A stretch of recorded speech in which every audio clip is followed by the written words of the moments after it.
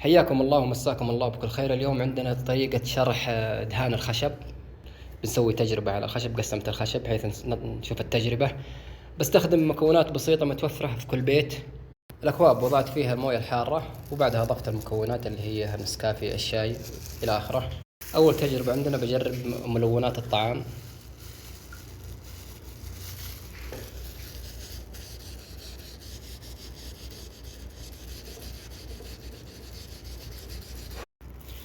طبعا طلع معنا ملونات الطعام بالشكل هذا. بجرب الحين الكركم.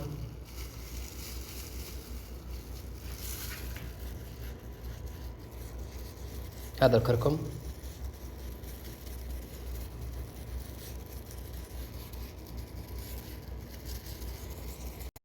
طبعا نجرب الحين النسكافي.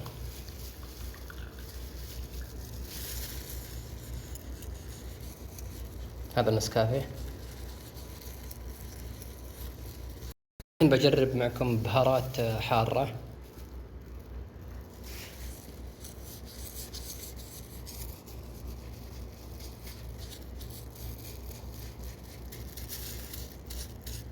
طبعا هنا بجرب الفيمتو.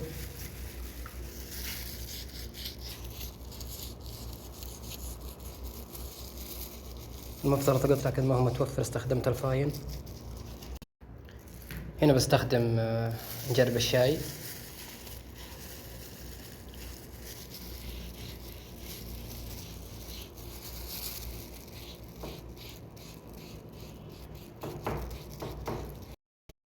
طبعا هنا استخدمت كركديه.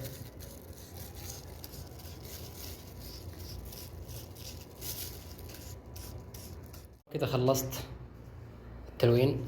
هنا استخدمت الشاي اللون هذا، شايفين الفرق. هنا استخدمت الفيمتو. هنا استخدمت بهارات حارة. هنا استخدمت النسكافي. هنا استخدمت الكركم. هنا استخدمت ملونات الطعام. هنا استخدمت الكركديه. وهنا استخدمت الشاي الأخضر، ما هو واضح. في النهاية نستخدم الورنيش، أي نوع ورنيش ما يفرق، حتى نحافظ على اللون ما يتغير.